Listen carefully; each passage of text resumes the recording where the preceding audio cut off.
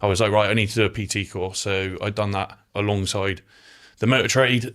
And then at that point, it was just crazy. Like I was getting up at 5, going to do a PT at 6 till 7, quickly come home, change, eat, straight to Ford, working from 8 till 5:30, rush to the gym for 6:30, do two PTs till 8:30, and then train myself, get home at like 10, hopefully in bed by 11. It was like that for about 6 months. And I couldn't actually leave the job either, even though I was in a position so quick to do so, because I had a mortgage going through. So it taught me how to work hard and just go after what you want. But it was annoying that I couldn't pull away from that sooner. However, the job at Ford just taught me a lot about customer service, sales, just being personable. And I'm pretty sure I get on with like most people I speak to now. So that really helps. Okay, yourself, Amber? So before personal training and online coaching, I was a police officer, but I've kind of gone like full circle because straight after school, I actually did go into the gym floor and start doing a PT course. And I was in the sort of leisure centre gyms and I had an interest. I was like determined I was going to go to uni and I was like, what do I do? And I was doing it because I enjoyed the fitness side of stuff, but I just didn't find it challenging enough being on the leisure centre gym floor. I liked it, but I just thought, there's got to be more to this because it was a really quiet leisure centre. It was a lovely place to work, but it sort of had the older clientele coming in and wasn't quite stimulating enough for what I needed at the time. I was only 18. So I applied to get into the police. I got in first time and they did an apprenticeship degree. So I did a degree whilst working in the police. So I was a police officer in response, which is the front line, going to 999 calls at the age of 18 for 5 years. But I still had a massive passion for health and fitness. So alongside working in the police, I did still top up with sort of PT and friends on my days off and stuff like that. My shift pattern was 6 days on, 4 days off. So it was long for the 6 days, but on the 4 days off, it did mean I had quite a lot of time. So I was competing in bodybuilding in bikini alongside that. And I started a bit similar to Tom. I started getting a lot of other people in the gym asking like, can I have some help? Like, you're doing really well. And Tommy sort of said, well, why don't you just try online coaching and go into it properly again? And I hit a bit of a slump in my policing degree. I'd started going through quite some hard times with sort of the things you have to go do, the stress levels, the things you see. And even I was actually undergoing PTSD at the time as well, and I had to take some time off away from policing for a little bit. And Tommy said, why don't you go back to doing what actually makes you happy and what makes you like love life again? I thought, okay, yeah. So Tom encouraged me to go into online coaching because that meant I could actually do that while still doing my shifts in the police. It wasn't, the one-to-ones are great, but you can only have so much time to be present with someone one-to-one. So we went, and you sort of encouraged me to start online coaching. So I've been doing that probably for about 3 years, the last 2 years of my policing. And then it was getting to a point so I left the police last June actually, after being with Seven Systems for, was it 3-4 months? Yeah, we started end of March. And this is what I wanted to ask you is, where were you 12 months ago in January 2025? So as in what were we doing? Or what did your life look like then? Like what did your business look like then? What were you doing work-wise? So business did kind of stall.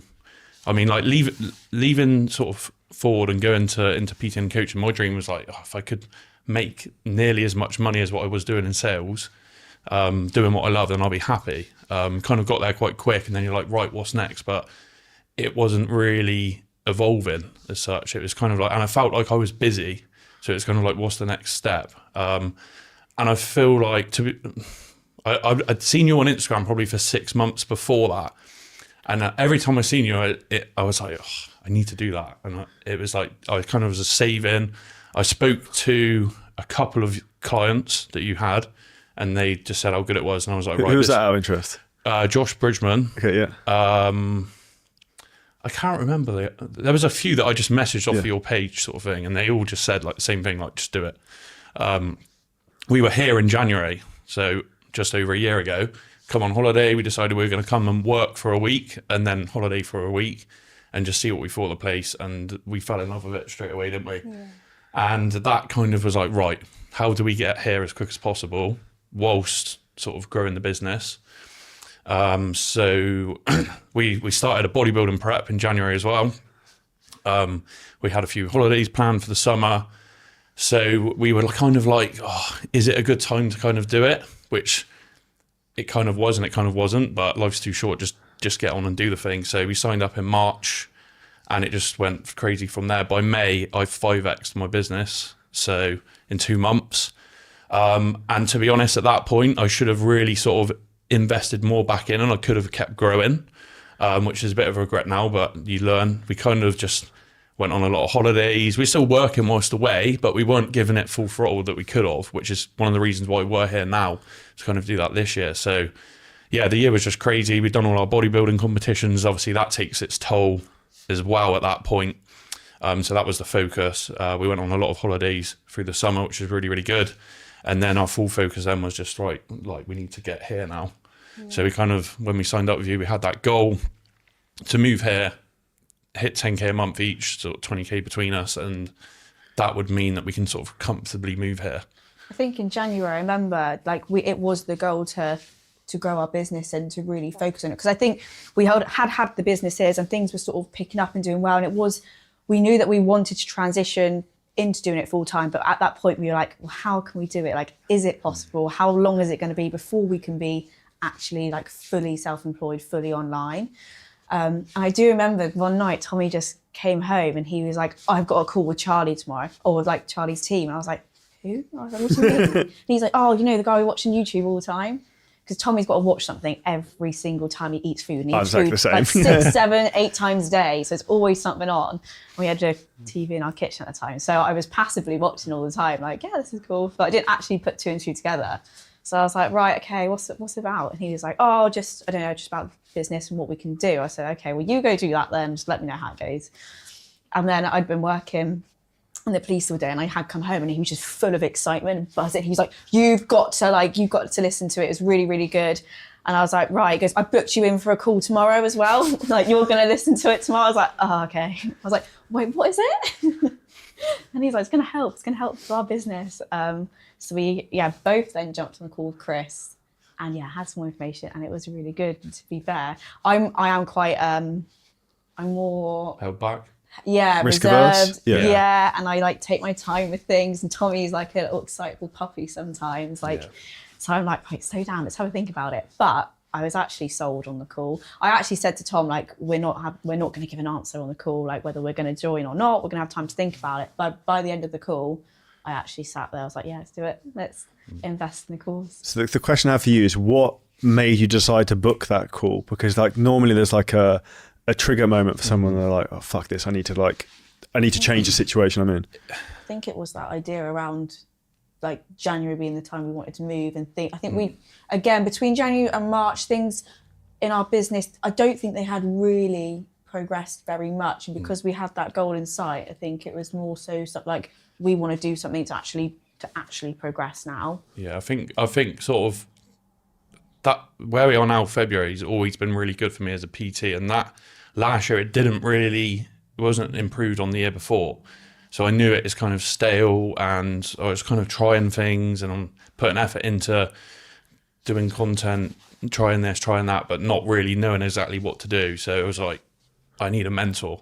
Like, it's the same as me coaching someone. Like, you get there quicker if someone helps you. So it was time to invest, really. And I mean, it like pretty much pays for itself within first month or two. So how do you think your day-to-day life compares today compared to maybe a year ago then? It's baffling, to be fair. Like, yeah, I mean, when we signed up, we wanted to move here probably by the end of 26, early 2027, and like we pretty much confirmed it just before we come out in November for the mastermind, and that just like completely solidified it. So yeah, it's just like, yeah, it's a dream really. And like, I think from us, you can kind of see all of these guys who are like just grafting non-stop, which is really, really good.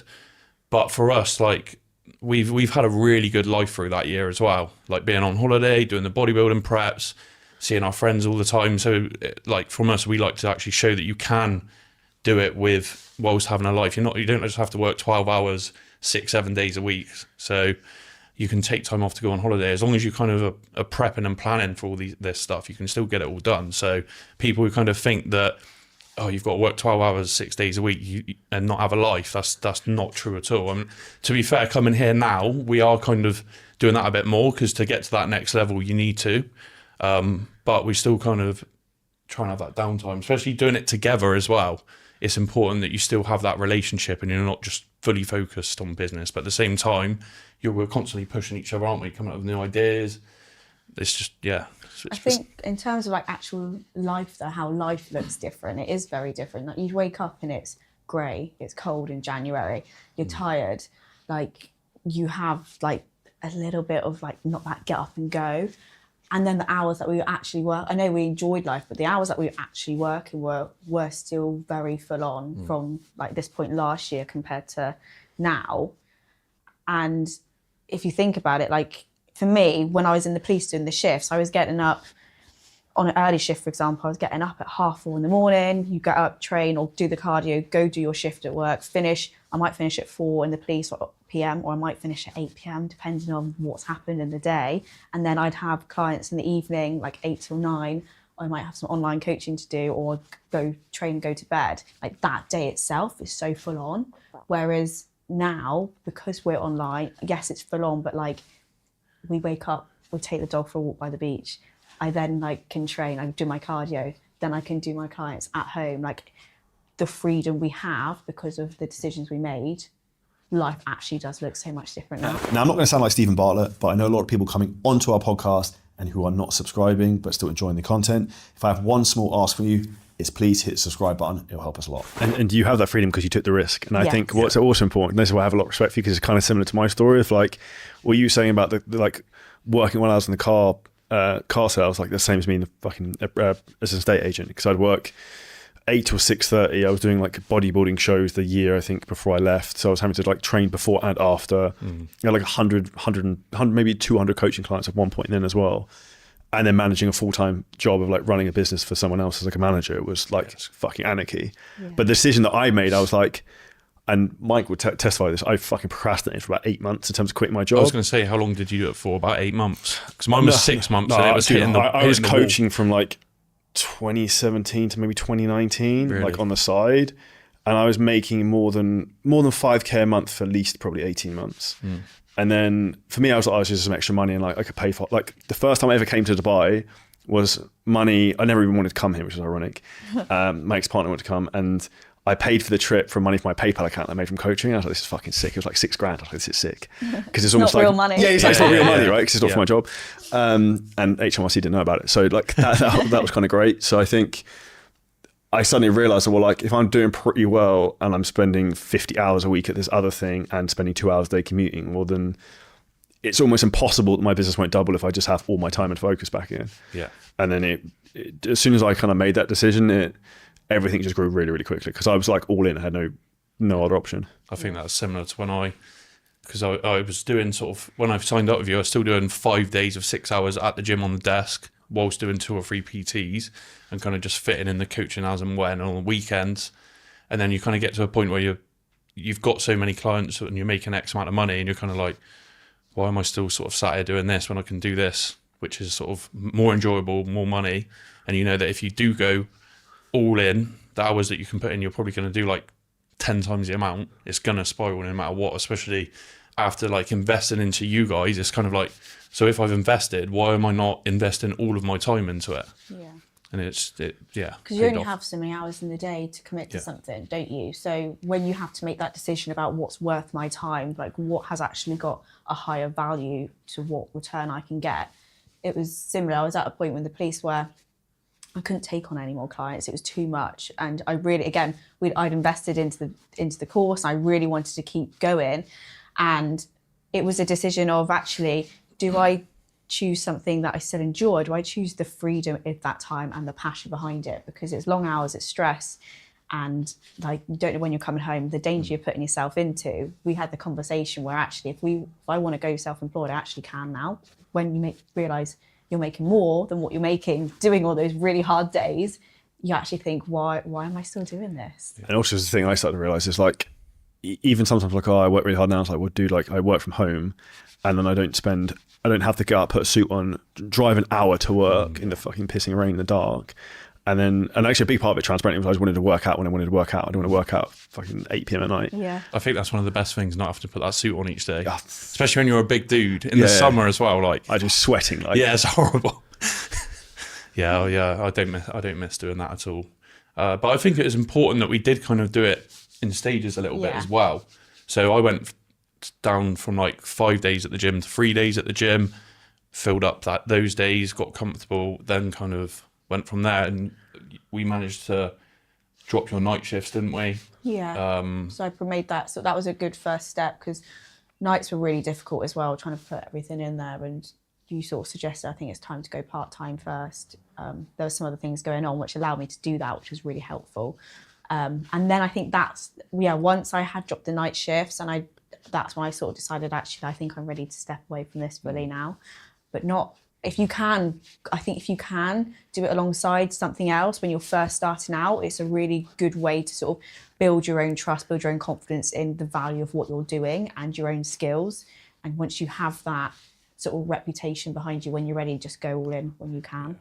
That's essentially kind of what I did as well. I actually say to people, like, don't fucking quit your full-time job. Yeah. Like, if you've got a job where you make like 3-5 grand a month, whatever it is, just keep the job and use that to fund your exit strategy of your side hustle, because then also you're not mentally shit in the bed if you haven't had a client for 5 days or whatever. Yeah. Because that's kind of like the safety net, and use the safety net to then build like the kind of exit. You're more likely to potentially quit, aren't you? If it, And it gives you resources to invest into that business. I think this is also what I find frustrating people is like, the coaching businesses and type businesses we have are like the only businesses in the world where you don't really have to put any money into it to launch it. Like if you were going to start a car dealership or something, you'd have to put a pile of cash into it. Like pretty much any business, you have to put loads of money into launch. But something like a coaching business, you can fund with a little money in terms of getting some knowledge and then maybe some paid ads or editing and content and stuff. And then suddenly you've got a business that makes 10, 20K a month in a couple of months' time. Yeah, definitely. I think that's when sort of explaining to you a little bit more as well, it was showing that there's not actually as much risk there as what you think, if you kind of put your mind to it. And you Now, if you enjoyed this clip and you're a coach, creator, or a business owner and you want help in terms of how to scale your business using ads, AI, content, marketing, a lot of things we talk about on the show, then hit the link at the top line of our description in the YouTube video. You can book on a call with us and walk through the whole process, audit your business, and show you where there's huge, huge opportunities for you to scale.